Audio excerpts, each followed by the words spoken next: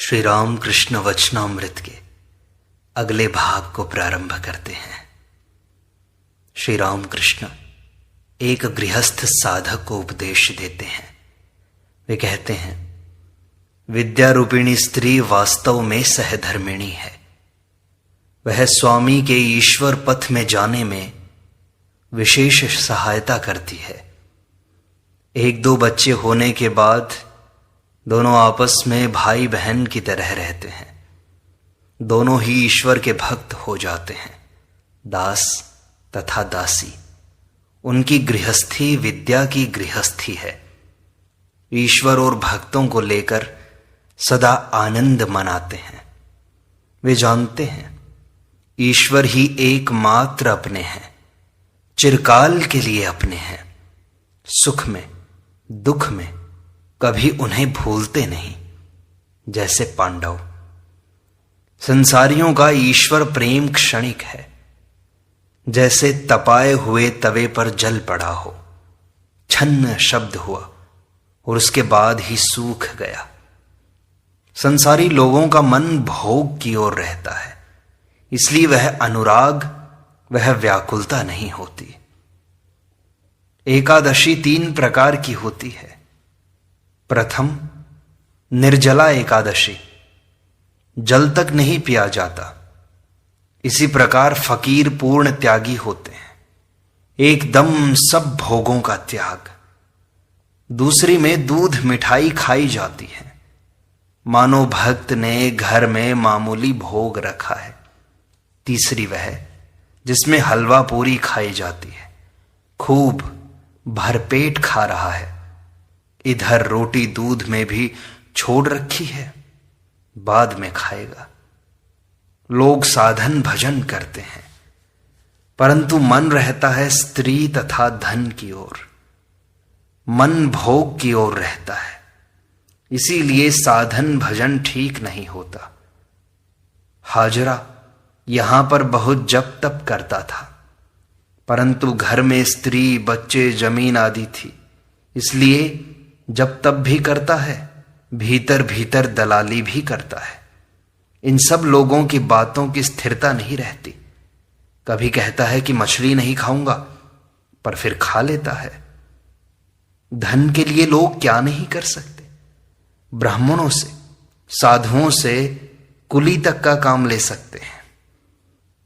मेरे कमरे में कभी कभी संदेश सड़ तक जाता था, फिर भी मैं उसे संसारी लोगों को दे नहीं सकता था। दूसरों के शौच के लोटे का जल ले सकता था, परंतु ऐसे लोगों का तो लोटा भी नहीं छू सकता था। इसके बाद मणि श्री राम कृष्ण से पूछते हैं, महाराज जी, ध्यान का नियम क्या है? कहां पर ध्यान करना चाहिए? श्री राम कृष्ण कहते हैं, प्रसिद्ध स्थान है हृदय। हृदय में ध्यान हो सकता है, अथवा सहस्रार में। ये सब विधि के अनुसार ध्यान शास्त्रों में है। फिर तुम्हारी जहां इच्छा हो ध्यान कर सकते हो। सभी स्थान तो ब्रह्ममय हैं, वे कहां नहीं हैं। जिस समय बलि की उपस्थिति में नारायण ने 3 पदों से स्वर्ग, मृत्यु, पाताल ढक लिया था, उस समय क्या कोई स्थान बाकी बचा था? गंगा तट जैसा पवित्र है, वैसा ही वह स्थान भी जहां कूड़ा करकट है। फिर यह बात भी है कि ये सब उन्हीं की विराट मूर्ति है। निराकार ध्यान बहुत ही कठिन है। उस ध्यान में तुम जो कुछ देख या सुन रहे हो, उन सब को हटा देना चाहिए। फिर केवल तुम्हारे सत्य स्वरूप का चिंतन रह जाता है। इसी स्वरूप का चिंतन कर शिव नृत्य करते हैं। मैं क्या हूं, मैं क्या हूं, ऐसा कहकर नृत्य करते हैं। इसे कहते हैं शिव योग। इस ध्यान के समय कपाल की ओर दृष्टि रखनी होती है। नेति नेति कहकर जगत को छोड़ अपने स्वरूप का चिंतन करना होता है। और एक होता है विष्णु योग। नासिका के अग्रभाग में दृष्टि, आधी भीतर आधी बाहर, साकार ध्यान में इसी प्रकार का होता है। शिव कभी कभी साकार चिंतन करते हुए नाचते हैं, राम राम ऐसा कहकर भी नाचते हैं। ओम शब्द ब्रह्म है। ऋषि मुनि लोग उसी शब्द को प्राप्त करने के लिए तपस्या करते थे। सिद्ध होने पर साधक सुनता है कि नाभि से वह शब्द स्वयं ही उठ रहा है, अनाहत शब्द। एक मत है कि केवल शब्द सुनने से क्या होगा, दूर से समुद्र के शब्द का कल्लोल सुनाई देता है। उस शब्द कल्लोल के सहारे धीरे धीरे आगे बढ़ने से तुम समुद्र तक पहुंच सकते हो। जहां कल्लोल होगा वहां समुद्र भी अवश्य होगा। अनाहत ध्वनि के अनुसार आगे बढ़ने पर उसका प्रतिपाद्य जो ब्रह्म है उसके पास पहुंचा जा सकता है। उसे ही वेदों में परम पद कहते हैं। मैंपन रहते वैसा दर्शन नहीं होता। जहां मैं भी नहीं, तू भी नहीं, एक भी नहीं, अनेक भी नहीं, वहीं पर दर्शन होता है। मानो सूर्य और 10 जलपूर्ण घड़े हैं। प्रत्येक घड़े में सूर्य का प्रतिबिंब दिखाई दे रहा है। पहले देखा जाता है एक सूर्य और 10 परछाइयों के सूर्य। यदि 9 घड़े तोड़ डाले जाएं तो बाकी रहते हैं एक सूर्य और एक परछाई वाला सूर्य। एक एक घड़ा मानो एक एक जीव है। परछाई के सूर्य को पकड़ पकड़ कर वास्तव में सूर्य के पास जाया जाता है। जीवात्मा से परमात्मा में पहुंचा जाता है। जीवात्मा यदि साधन भजन करे तो परमात्मा का दर्शन कर सकता है। अंतिम घड़े को तोड़ देने पर क्या है वह मुख से नहीं कहा जा सकता। जीव पहले अज्ञानी बना रहता है, ईश्वर बुद्धि नहीं रहती, वरन नाना वस्तुओं की बुद्धि, अनेक चीजों का बोध रहता है। जब ज्ञान होता है तब उसकी समझ में आता है कि ईश्वर तो सभी भूतों में है। जिस प्रकार पैर में कांटा चुभता है तो एक और कांटे को ढूंढकर उससे वह कांटा निकाला जाता है। अर्थात ज्ञान रूपी कांटे के द्वारा अज्ञान रूपी कांटे को निकाल कर बाहर कर देना। फिर विज्ञान होने पर अज्ञान कांटा और ज्ञान कांटा दोनों को ही फेंक देना। उस समय केवल दर्शन ही नहीं वरन ईश्वर के साथ रात दिन बातचीत चलती रहती है। जिसने केवल दूध की बात सुनी है उसे अज्ञान है, जिसने दूध देखा है उसे ज्ञान हुआ, और जो दूध पीकर मोटा ताजा हुआ है उसे विज्ञान प्राप्त हुआ है। अब संभव है श्री राम कृष्ण अपनी स्थिति भक्तों को समझा रहे हैं। विज्ञानी की स्थिति का वर्णन कर संभव है अपनी स्थिति कह रहे हैं। श्री राम कृष्ण कहते हैं ज्ञानी साधु और विज्ञानी साधु में भेद है। ज्ञानी साधु के बैठने का कायदा अलग है। मूंछों पर हाथ फेर कर बैठता है। कोई आए तो कहता है क्या जी तुम्हें कुछ पूछना है। विज्ञानी साधु सदा ईश्वर का दर्शन करता रहता है, उनके साथ बातचीत करता है। अर्थात जो विज्ञानी है उसका स्वभाव दूसरा होता है। कभी जड़ की तरह, कभी पिशाच की तरह, कभी बालक की तरह और कभी उन्माद की तरह। कभी समाधि मग्न होकर बाहर का ज्ञान खो बैठता है, जड़ की तरह बन जाता है, ब्रह्ममय देखता है, इसीलिए पिशाच की तरह है। पवित्रता अपवित्रता का ख्याल नहीं रहता। संभव है बालक की तरह धूल मिट्टी में लेटकर भी खुद को अपवित्र नहीं समझता। कहता है कि शरीर इसी से तो बना है, सब ब्रह्ममय। भात दाल बहुत दिनों तक रख देने से खराब होने पर भी उन्हें खा लेता है। फिर कभी उन्माद के समान होता है। उसकी चाल ढाल देखकर लोग उसे पागल समझते हैं। और फिर कभी बालक की तरह लज्जा, घृणा, संकोच इत्यादि कोई बंधन नहीं रहता। ईश्वर दर्शन के बाद यह स्थिति होती है। जैसे चुंबक पहाड़ के पास होकर जाने से जहाज के स्क्रू, कील, कांटे सब ढीले होकर छूट जाते हैं। ईश्वर दर्शन के बाद काम, क्रोध आदि नहीं रहते। मां काली के मंदिर पर जब बिजली गिरी थी तो हमने देखा था सभी स्क्रू, कील इनके माथे से उड़ गए थे। जिन्होंने ईश्वर का दर्शन किया है उनसे फिर बच्चा पैदा करना अथवा सृष्टि का काम नहीं होता। धान बोने से पैदा होता है, परंतु धान उबाल कर बोने से उससे पौधा नहीं होता। जिन्होंने ईश्वर का दर्शन किया है उनका मैं केवल नाम का ही रह जाता है। उस मैं द्वारा कोई अनुचित कार्य नहीं होता, सिर्फ नाम को रह जाता है। मैंने केशव सेन से कहा कि मैं को त्याग दो, मैं करता हूं, मैं लोगों को शिक्षा दे रहा हूं, इस मैं को त्याग दो। केशव ने कहा महाशय तो फिर दल नहीं रहता। मैंने कहा बुरे मैं को त्याग दो फिर। ईश्वर का दास मैं, ईश्वर का भक्त मैं, इसे त्यागना नहीं पड़ेगा। बुरा मैं मौजूद है, इसीलिए ईश्वर का मैं नहीं रहता। यदि कोई भंडारी रहे तो मकान का मालिक भंडार का भार स्वयं नहीं लेता। श्री राम कृष्ण कहते हैं, देखो इस हाथ में चोट लगने के कारण मेरा स्वभाव बदलता जा रहा है। अब मनुष्य में ईश्वर का अधिक प्रकाश दिखाई दे रहा है। मानो वे कह रहे हैं मेरा मनुष्यों में वास है, तुम मनुष्यों के साथ आनंद करो। वे शुद्ध भक्तों में अधिक प्रकट हैं, इसीलिए तो मैं नरेंद्र, राखाल आदि के लिए इतना व्याकुल होता हूं। तालाब के किनारे पर छोटे छोटे गड्ढे रहते हैं, उन्हीं में मछलियां, केकड़े आकर इकट्ठे हो जाते हैं। उसी प्रकार मनुष्य में ईश्वर का प्रकाश अधिक होता है। ऐसा ही है कि शालग्राम से भी मनुष्य बड़ा है, नर ही नारायण है।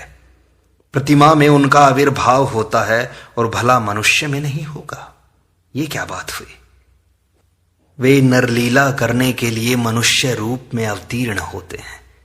जैसे श्री रामचंद्र, श्री कृष्ण, श्री चैतन्य देव, अवतार का चिंतन करने से ही उनका चिंतन होता है। ऋषियों का धर्म, सनातन धर्म अनंत काल से है और रहेगा। इस सनातन धर्म के भीतर निराकार, साकार सभी प्रकार की पूजाएं हैं। ज्ञान पथ है, भक्ति पथ है, सभी हैं। अन्य जो संप्रदाय हैं आधुनिक हैं, कुछ दिन रहेंगे फिर मिट जाएंगे। सनातन सदा रहेगा। अगले दिन श्री राम कृष्ण कहते हैं, ज्ञान के दो लक्षण हैं। पहला तो यह है कि कूटस्थ बुद्धि हो, लाख दुख, कष्ट, विपत्तियां और विघ्न हो, सब में निर्विकार रहना, जैसे लोहार के यहां का लोहा जिस पर हथौड़ा चलाते हैं। और दूसरा है पुरुषकार, पूरी जिद, काम और क्रोध से अपना अनिष्ट हो रहा है। देखा कि एकदम त्याग है।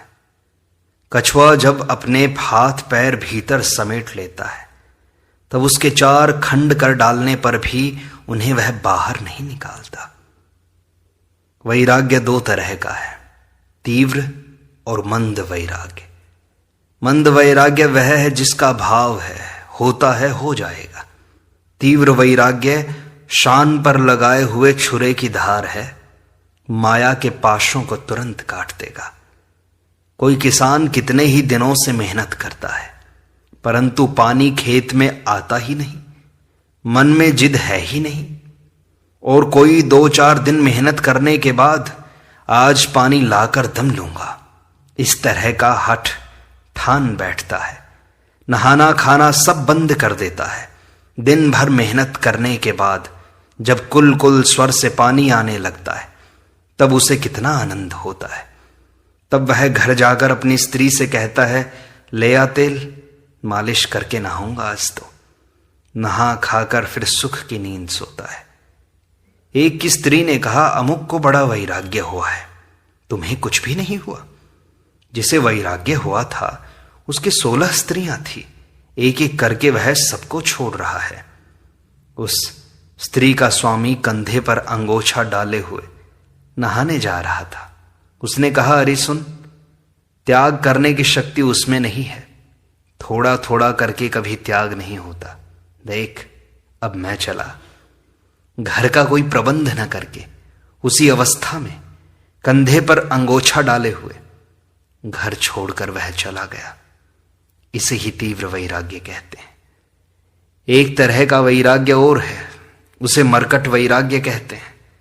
संसार की ज्वाला से जलकर गेरुआ वस्त्र पहनकर काशी चला गया। बहुत दिनों तक कोई खबर नहीं। फिर एक चिट्ठी आई, तुम लोग कोई चिंता ना करो, यहां मुझे एक काम मिल गया है। संसार की ज्वाला तो है ही, पत्नी कहना नहीं मानती, वेतन सिर्फ 20 रुपया महीना है, बच्चे का अन्न प्राशन नहीं हो रहा है, बच्चे को पढ़ाने का खर्च नहीं, घर टूटा हुआ है, छत चू रही है, मरम्मत करने के लिए पैसे नहीं है। इसलिए जब कोई कम उम्र का लड़का आता है तब मैं उससे पूछ लेता हूं कि तुम्हारा कौन कौन है, तुम्हारे लिए संसार त्याग करने की क्या जरूरत है। साधुओं को कितनी तकलीफ होती है जानते हो। एक स्त्री ने पूछा, तुम संसार छोड़ोगे क्यों? 10 घरों में घूम घूम कर भीख मांगोगे, इससे तो एक घर में खाते हो यही अच्छा है। सदा व्रत की तलाश में रास्ता छोड़कर साधु संत 3 कोस से भी दूर चले जाते हैं। मैंने देखा है, जगन्नाथ के दर्शन करके सीधे रास्ते से साधु आ रहे हैं, परंतु सदा व्रत के लिए उन्हें सीधा रास्ता छोड़कर जाना पड़ता है। यह तो अच्छा है, किले से लड़ना, मैदान में खड़े होकर लड़ने में असुविधाएं हैं, विपत्ति, देह पर गोले और गोलियां आकर गिरती हैं। हां, कुछ दिनों के लिए निर्जन में जाकर ज्ञान लाभ करके संसार में आकर रहो। जनक ज्ञान लाभ करके संसार में आकर रहे थे। ज्ञान लाभ हो जाने पर फिर जहां रहो उसमें कोई हानि नहीं। महिमाचरण कहते हैं, महाराज मनुष्य विषय में क्यों फंस जाता है?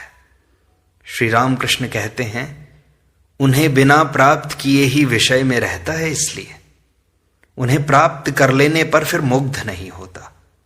पतंगा अगर एक बार उजाला देख लेता है तो फिर और उसे अंधकार अच्छा नहीं लगता। उसे पाने की इच्छा रखने वालों को धैर्य धारण करना पड़ता है। अगले दिन श्री राम कृष्ण प्राण कृष्ण से कहते हैं, मनुष्य में परमात्मा का ज्यादा प्रकाश है। अगर कहो अवतार कैसे सिद्ध होगा, जिनमें भूख प्यास ये सब जीवों के धर्म है, संभव है कि उनमें रोग शोक भी हो? तो इसका उत्तर यह है कि पंचभूतों के फंदे में पड़कर ब्रह्म रो रहे हैं। देखो ना, श्री रामचंद्र सीता के वियोग से रोने लगे थे। जब हिरण्याक्ष का वध करने के लिए वराह का अवतार मिला, तब हिरण्याक्ष का वध हो जाने पर भी भगवान अपने धाम को नहीं गए, वराह के ही रूप में रहने लगे। कुछ बच्चे भी हो गए थे, उन्हें लेकर एक तरह से बड़े मजे में रहते थे। देवताओं ने कहा, यही इन्हें क्या हो गया, ये तो अब आना ही नहीं चाहते। तब सब मिलकर शिव के पास गए और सब हाल उन्हें कह सुनाया। शिव ने उनके पास जाकर उन्हें समझाया, पर सुनता कौन है। वे अपने बच्चों को दूध पिलाने लगे। तब शिव ने त्रिशूल से उनकी देह नष्ट कर दी। भगवान खिलखिलाकर हंसे और अपने लोक में चले गए। प्राण कृष्ण कहते हैं, महाराज यह अनाहत शब्द क्या है? श्री राम कृष्ण कहते हैं, अनाहत शब्द सदा आप ही आप हो रहा है। यह प्रणव ओंकार की ध्वनि है, परब्रह्म से आती है। योगी इसे सुनते हैं, विषयी जीवों को यह ध्वनि नहीं सुन पड़ती। योगी जानते हैं कि वह ध्वनि एक ओर तो नाभि कमल से उठती है, दूसरी ओर उस क्षीर सिंधु शाही पर ब्रह्म से। प्राण कृष्ण कहते हैं, महाराज परलोक कैसा है? श्री राम कृष्ण कहते हैं, जब तक आदमी अज्ञान दशा में रहता है, अर्थात जब तक ईश्वर लाभ नहीं होता तब तक जन्म ग्रहण करना पड़ता है, परंतु ज्ञान हो जाने पर फिर इस संसार में आना नहीं पड़ता। पृथ्वी में या किसी दूसरे लोक में जाना नहीं पड़ता। कुम्हार धूप में सूखने के लिए हंडियां रख देता है, देखा नहीं तुमने? उनमें कच्ची हंडियां रहती हैं और कुछ पकी हुई भी। कभी कभी जानवरों के आने से कुछ हंडियां फूट जाती हैं, उनमें जो हंडी पकी हुई होती है उसे कुम्हार फेंक देता है, उससे फिर उसका कोई काम नहीं चलता। और अगर कच्ची हंडी फूटी तो कुम्हार उसे ले लेता है, भिगोकर गाला बनाकर चाक पर फिर चढ़ा देता है, उससे फिर दूसरी हंडी तैयार करता है। इसी तरह जब तक ईश्वर दर्शन नहीं हुए तब तक कुम्हार के हाथ जाना होगा, अर्थात इस संसार में घूम घूम कर आना होगा। उबाले हुए धानों के गाड़ने से क्या होगा? फिर उससे पेड़ नहीं होता। मनुष्य यदि ज्ञानाग्नि में सिद्ध हो जाए तो फिर वह नई सृष्टि के काम का नहीं रहता, वह मुक्त हो जाता है।